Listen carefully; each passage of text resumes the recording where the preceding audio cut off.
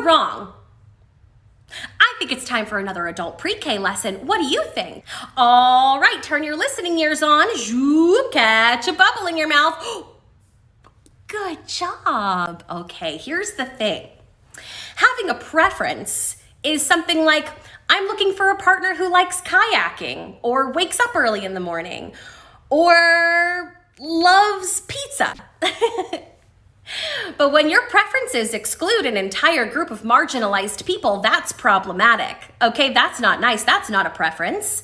If you lump all fat people in one group together as though they are not very different individuals, that's fatphobic. Just like lumping all black people in one group and saying, I don't like black people is racist. And lumping all disabled people in one group and saying, I don't think people in wheelchairs are hot is ableist. Do you understand what I'm saying? Hi, bestie. You're wrong. See, when you're a condescending asshole to people because they don't say what you like and because you don't agree with them, that doesn't get anyone to agree with you either. Oh, I think it's time we had a little lesson in how to talk to fellow adults. What do you think? Turn your listening ears up, put a bubble in your mouth, swallow it down your esophagus, and hold it there for a good long time. You seem to be good at that anyway. Here's the thing. People can choose who they want to fuck. I know. It's a revelation. People can choose who they're attracted to, regardless of what you like. And see, I thought maybe you were just that angry on one video, but then I saw this one. You're wrong. I think we need another adult pre-K lesson. What do you think? Okay, catch a bubble in your mouth. Turn your listening ears on. Good job. Today, we're going to learn about parasocial relationships. My good friend Kimmy Style taught me this lesson, and it's kind of spooky. A parasocial relationship is a one-sided relationship between someone who is a public figure and someone who is not, but treats that public figure like a close family friend. This can be dangerous and lead to stalking and harassment. I have very clear boundaries about this. I love making new friends on the internet, but you don't know me in real life, so you cannot ask me intimate, invasive questions about my life or my body. Understand? And I can't lie, I laughed at this one because guess what, bestie? It's true, whether you like it or not. Nothing you said was about this comment that was on the screen. Once you make yourself a public figure, you're open to judgment. You're open to comments. And I'm sorry, bestie, but them's the breaks. Also, talking like this with your eyes wide open and talking to fellow adults like they're 2 years old make you sound insane. Yeah. Make you sound a little crazy. Yeah. Doesn't make your point. No. Oh gosh, no. Take it from a fellow fat bitch. Okay? If you want positivity, maybe actually be positive. Crazy. Also, we're not a marginalized group. No. We were not born this way. We chose this way. Whether it be through our eating habits, depression, whatever, what have you. We put the fat on our bodies. We can choose to get it snipped off, exercise it off, diet. I know it's a bad word. We have that option. But then you see videos like this. Bitch, I'm fat. Open the fridge and I eat all the snacks. Drink all the soda that I burp like that. Then y'all be wondering why I fart like that, why I smell like that, why. I mean, it's a song about overeating. It is a song about stuffing your face. I've said it before, say it again. I'm not a small woman, and I know I need to lose weight. I also can admit how I got overweight. I allowed myself to sit on a couch for 4 months because I was on furlough and I was getting paid to do nothing. So I sat in my little lovely depression hole and I slept. I don't need a body positivity movement for that. I made that choice. I could have exercised in those 4 months off. I didn't. I planted myself.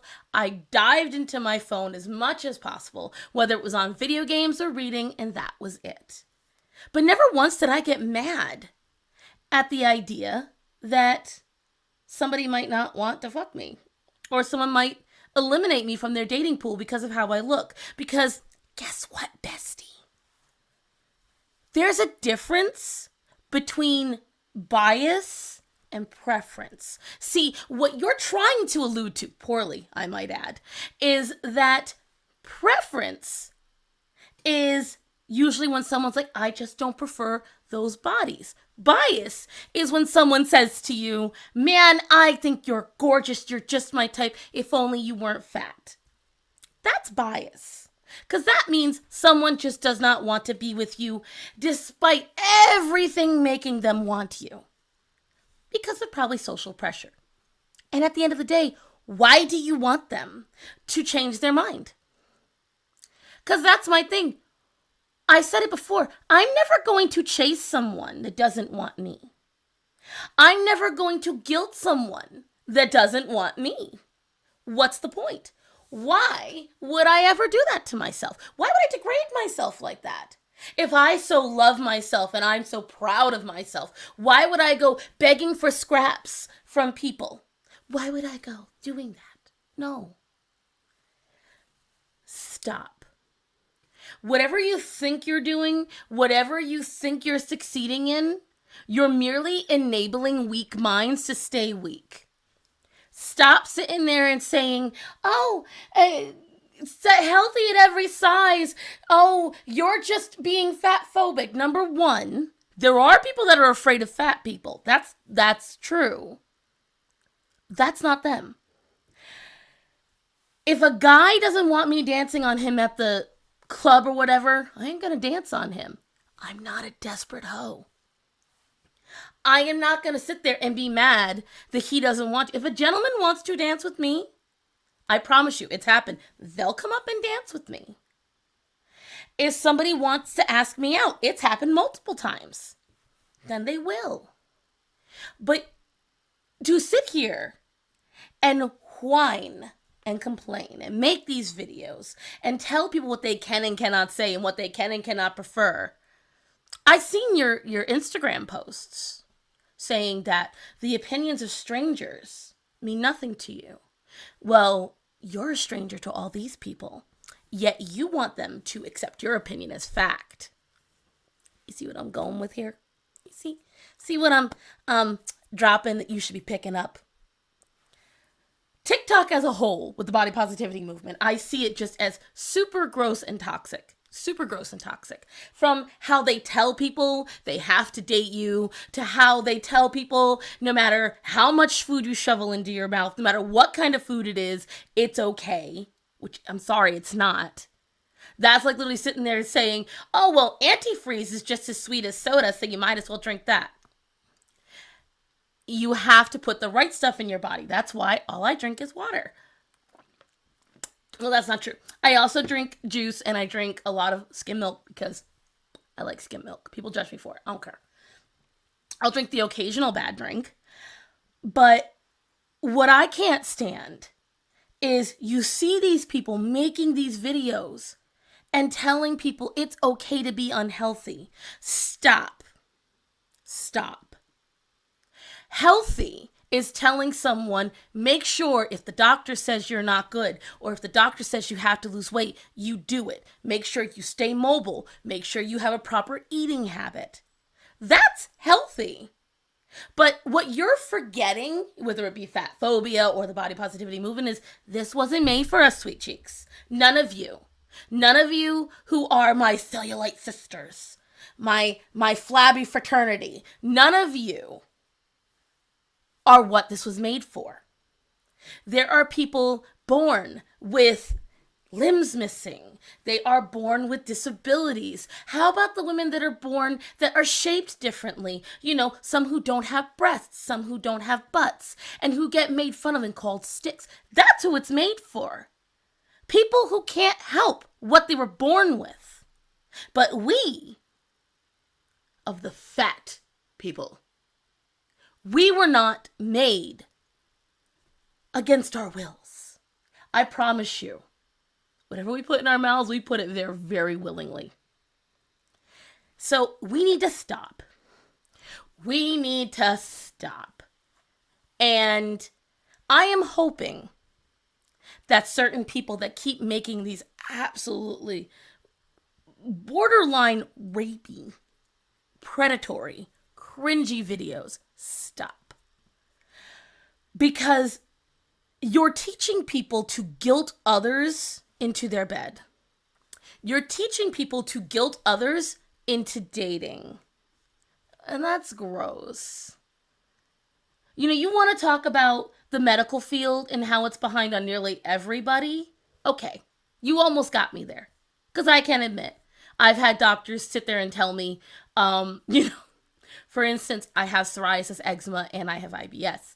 And my doctor said, oh, maybe it'll get better if you lose weight. Yeah, you got me on that one. I can tell you right there. That's stupidity. But we're not talking about that, are we? No. We're talking about things that people can't help. Things that people develop over time, over culture. Some of us don't like it. And don't forget also science. Yeah.